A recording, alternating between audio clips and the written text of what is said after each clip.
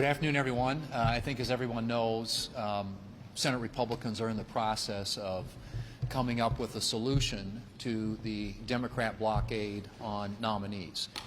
We've laid this out for you many times in the past, but I think, as everyone here knows, the Democrats now, for the past 8 months of this administration, this president's term in office, have resisted the idea of confirming any nominee by unanimous consent or voice, something that was a routine practice just up until this last 8 months. And so as a consequence, President Trump, a lot of his nominees are sitting on the sidelines waiting to go to work.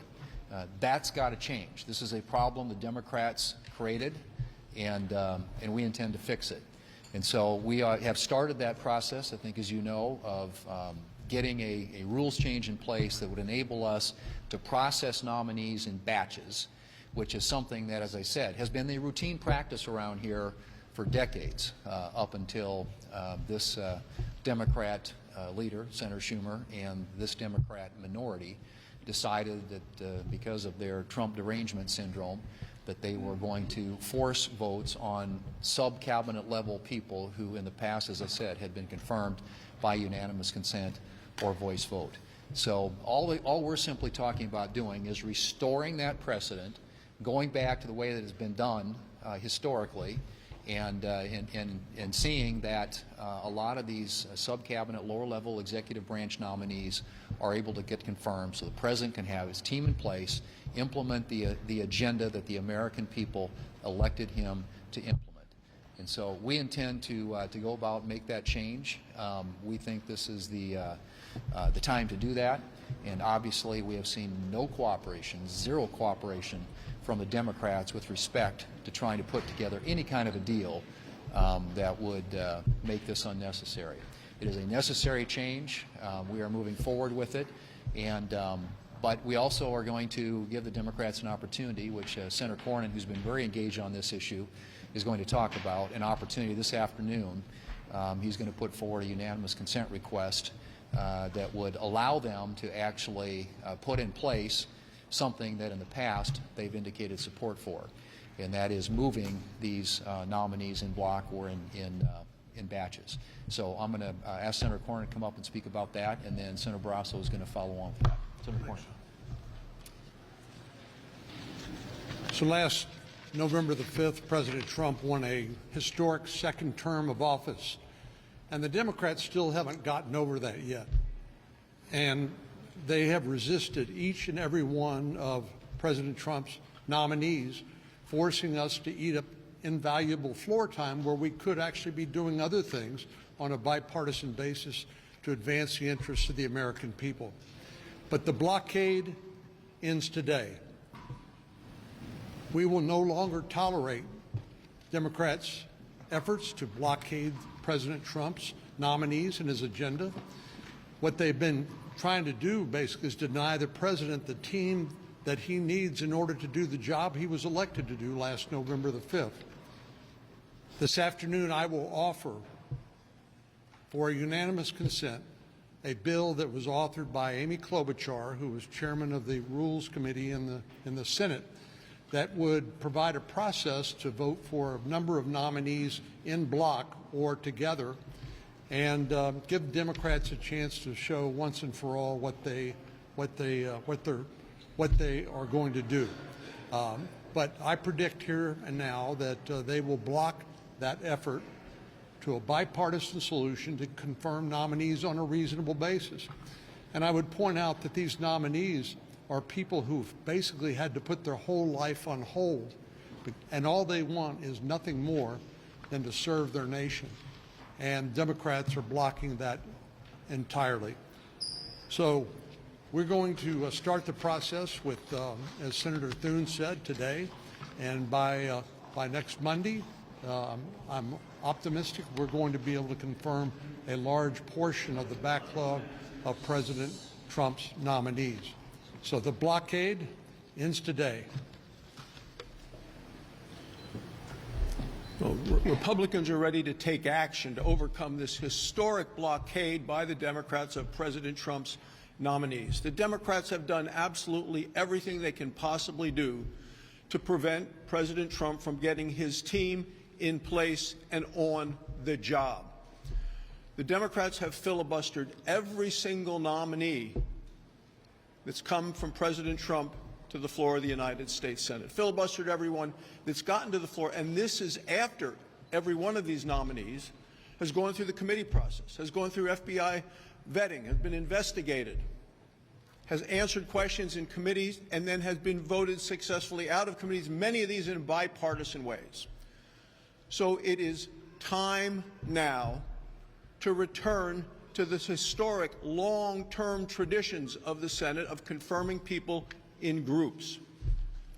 Senator Klobuchar and Senator King, when they introduced their resolution, their legislation in 2023, they did it at a time when 62% of Joe Biden's nominees had been confirmed by unanimous consent and by voice vote. At this point, 8 months into the Trump term, absolutely zero nominees have been confirmed by voice vote or unanimous consent. And as a result, it is time to return to the historic role of the Senate of advise and consent, and to do that, Senate Republicans are committed to changing the rules. Let me just make one final point about that. If you look at historically how this has worked, and we said this earlier, but every administration has been able to get their people in place. This administration, so far, only 12%. And as Senator Barrasso pointed out, the Democrats thought this was worth fixing back in 2023 at a time when 62% of the Biden administration nominees were being confirmed, 62% by unanimous consent or voice vote. Now, to put this in perspective, as you I think all know because you've all been here, this is the busiest Senate in the last 40 years in terms of hours in session, days in session, and votes cast. We've cast over 500 votes already, and to do what we have to do to catch up with the backlog by the end of this year, and that's just to get the backlog caught up. That doesn't include all the new nominees that are going to be coming through the pipeline. It would be another 600 votes. So we would have to cast more votes over the next 3.5 months than we've already cast in the first 8, which is a record, a 40-year record that goes back to the 1980s. So this can't continue. This process is broken. This is a business model that does not work when it comes to running and operating a government, and that's why it's got to be fixed. And it can be fixed one of two ways. Behavioral change on the part of the Democrats, but they seem unwilling to do that. They have shown no evidence that they're willing to do that. And so the other option is to do what we're doing, that is to fix the rules. Questions? BLS came out with a new report today showing jobs number revised down 900,000 from March of 2024 to March of 2025. What does this mean for the economy? Is it weaker than people expect, and could it have implications for the midterm election?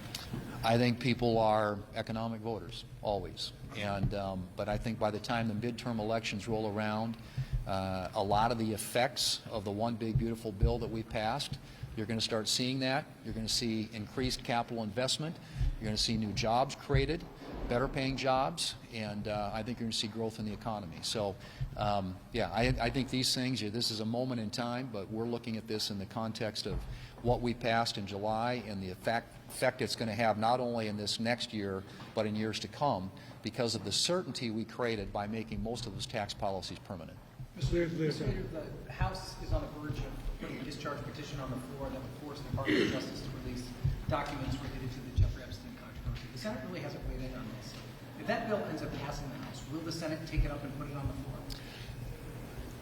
I can't comment on that at this point. I guess the House is having a conversation about that. What I can tell you is, and I think this is my position, my colleagues can speak for themselves, but I believe that transparency is always best, and you should get as much information out there as you possibly can in a way that obviously protects the rights of the victims.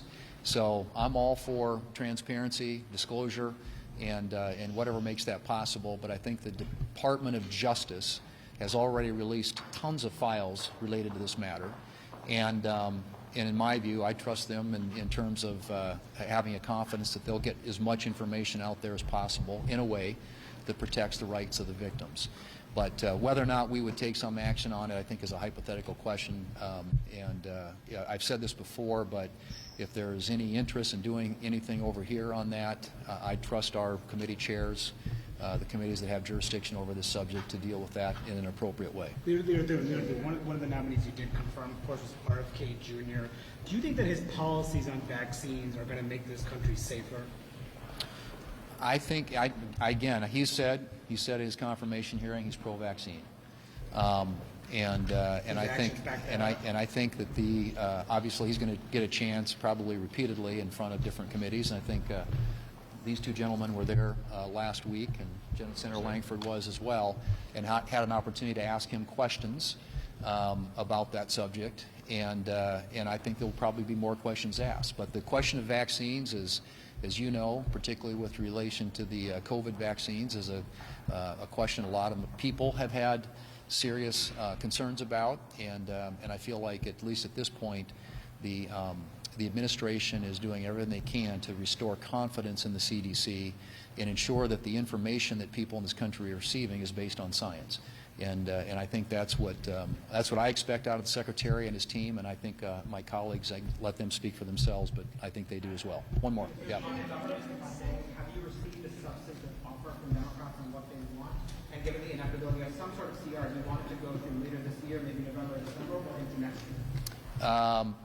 Well, we have not received an offer from the Democrats. The answer to that is no. But we have a very narrow window here in which to do this, and I'm hoping that we can get to work on a CR to fund the government in the foreseeable future. What that date is, we hear November from the House. The White House seems to be trending in that direction.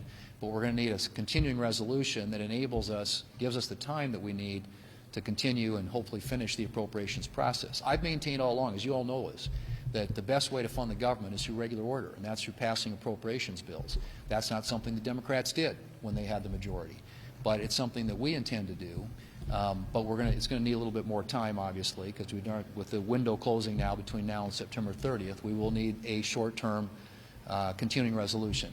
And how long that goes for, what anomalies it might carry, are all things that can be negotiated, but the direct answer to your question is we haven't received an offer yet from the Democrats related to that. Thank you.